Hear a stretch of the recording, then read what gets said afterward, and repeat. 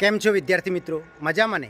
આજે આપણે ધોરણ 9થી 12ના વિદ્યાર્થીઓ માટે જાન્યુઆરી મહિનાની અંદર અને ફેબ્રુઆરી મહિનાની અંદર લેવાનાર સેકન્ડ એક્ઝામ અને પ્રિલિમ પરીક્ષા માટેની ચર્ચા કરવાની છે, જેની અંદર તમારે સિલેબસ કેટલો આપશે, પરીક્ષા કઈ તારીખે શરૂ થશે અને પરીક્ષાની જે પેટર્ન છે પેપરની એ કેવા પ્રકારની રહેશે એની તો ક્યારે યોજાશે એની સંપૂર્ણ ચર્ચા કરીએ.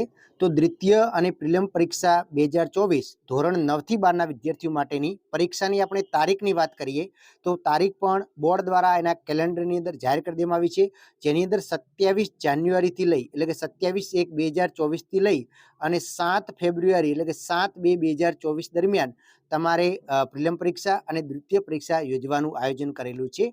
જે તમારા અલગ અલગ એસવીએસ કક્ષાના પેપરો આવવાના છે અને એસવીએસ કક્ષાના પેપરો છે એ દરેક જિલ્લામાં કાર્યક્રમ પણ અલગ અલગ હોય છે, અલગ અલગ દિવસે યોજાય છે અને આપણી ચેનલ ઉપર તમને એસવીએસ કક્ષાના પેપરનું પણ સોલ્યુશન આપતા હોય છે અને આઈએમપી પ્રશ્નો પણ આપવાના છે. તો આપણી ચેનલને તમારે સબસ્ક્રાઇબ કરીને રાખવાની છે. તો આ પરીક્ષાની તારીખ ખાસ નોંધી લેજો, એટલે કે 27 જાન્યુઆરીથી લઈ અને 6 ફેબ્રુઆરીની કે 7 ફેબ્રુઆરીની આજુબાજુ તમારે શરૂ થઈ શકે છે.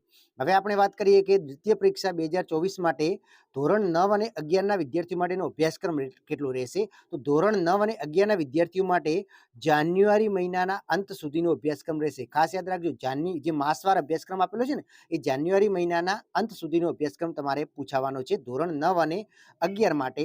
જ્યારે ધોરણ 9 અને 11 માટેનો જે અભ્યાસક્રમ છે એ કેટલા સુધી છે તો કે જાન્યુઆરીના અંત સુધીનો છે. જ્યારે ધોરણ 10 અને 12ના વિદ્યાર્થીઓની વાત કરીએ તો એમનો સંપૂર્ણ અભ્યાસક્રમ છે, એટલે કે આખો અભ્યાસક્રમ ધોરણ 10 અને 12ના વિદ્યાર્થીઓ માટે પૂછાવાનો છે.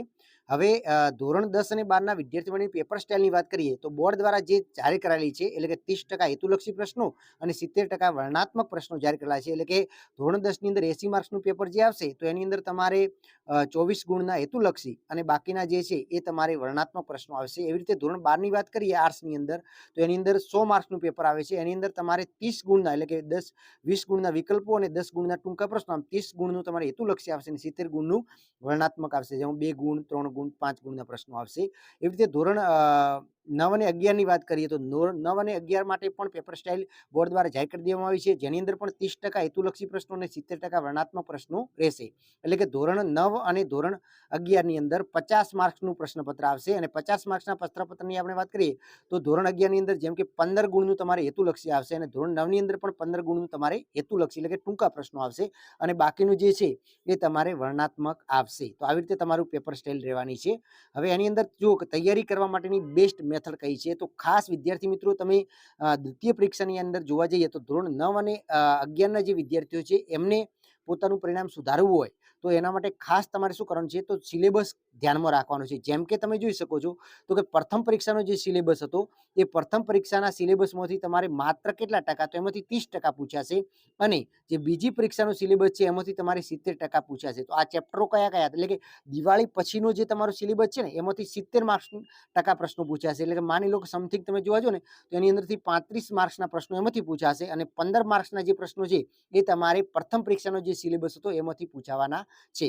જ્યારે ધોરણ 10 અને 12 માટે તો સંપૂર્ણ અભ્યાસક્રમ છે, એ રીતે તમારે તૈયારી કરવાની છે. હવે તૈયારી કરવા માટે તમારે શું કરવાનું છે તો તૈયારી કરવા માટે તમારે સ્વાધ્યાયની પાછળ જેટલા પણ પ્રશ્નો આપેલા છે એ પ્રશ્નો તમારે ખાસ તૈયાર કરી દેવાના છે, પ્રાયોરિટી આપવાની છે ધોરણ 9 અને 11 માટે અને ધોરણ 10 અને 12 માટે તો બોર્ડની પરીક્ષાને ધ્યાનમાં રાખી અને સંપૂર્ણ બ્લુપ્રિન્ટ પ્રમાણે તમારે તૈયારી કરવાની છે. અને આ એક તમારી બોર્ડ પહેલા યોજાનાર એક પ્રી એક્ઝામ કહેવાય છે અને આની અંદર તમે જેટલું સારું પ્રદર્શન કરશો એટલો તમારો આત્મવિશ્વાસ વધશે અને બોર્ડની પરીક્ષામાં પણ તમે સારું રિઝલ્ટ મેળવી શકશો. તો હજી કોઈ તમારો ડાઉટ હોય તો તમે કમેન્ટ કરી શકો છો, એનો આપણે જવાબ આપવાનો પ્રયત્ન કરીશું.